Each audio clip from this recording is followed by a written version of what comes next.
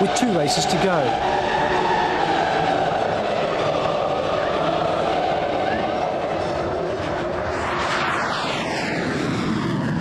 Before we continue with the final rounds of the Super Cup, another contest featuring a GT3 was held in Australia recently. A drag race between the Porsche and a Royal New Zealand Air Force A4 Skyhawk Jet. It was the brainchild of Porsche's Director of Sales and Marketing, Michael Barsh, who quite obviously considered his car had a chance. You're talking power to weight ratio off the line. Obviously by the time the thing's at the end of the runway, the Jet's going to be a long way ahead, but just in terms of sheer takeoff, first 400 metres, I think the car stands a very, very good chance. With the pride of New Zealand at stake, the Air Force was taking the contest very seriously. To improve their odds, they'd removed the aircraft's wing drop tanks, carrying 1.5 tonnes of fuel. Piloting the aircraft was Squadron Leader Steve Alderton.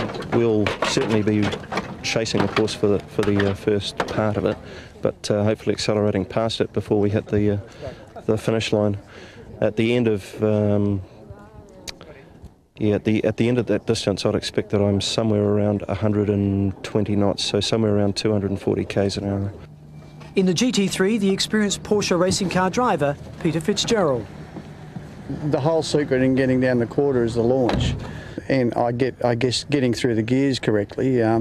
So I'm not well renowned for that, I've got to tell you. In GDP, my starts aren't the best. It hardly seems like a fair contest. The Skyhawk has a top speed of Mach 1.2. That's around 1,140 kilometres an hour. In comparison, the Porsche GT3 has a relatively modest top speed of 302. But this isn't about top speed, it's about acceleration. And the GT3 can go from standing start to 100 kilometres an hour in 4.8 seconds. And it can get to 160 kilometres an hour in just 10.2. It's an even money bet.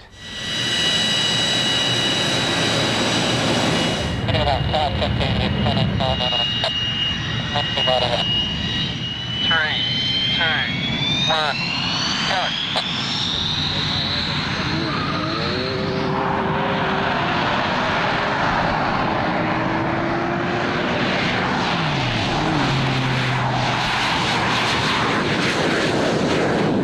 It was a very close race. First the Jet getting ahead, then the GT3 coming back.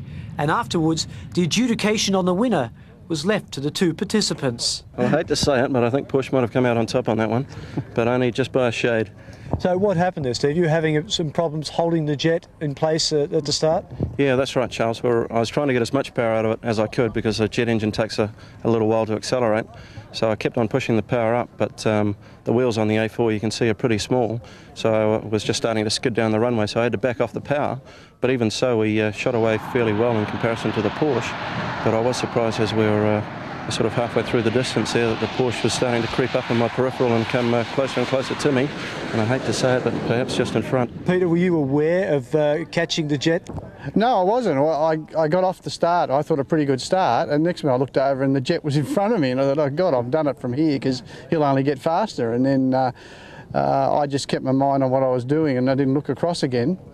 And I was pleased when I came back and they said I just ran it down at the end. So, you know, it was, I'll call it a draw if you like. 2 thoroughbreds from very different stables, but in this battle, more evenly matched than you'd think at first glance. Next up, the final rounds of the Porsche Super Cup and an attempt to set a new lap record for production cars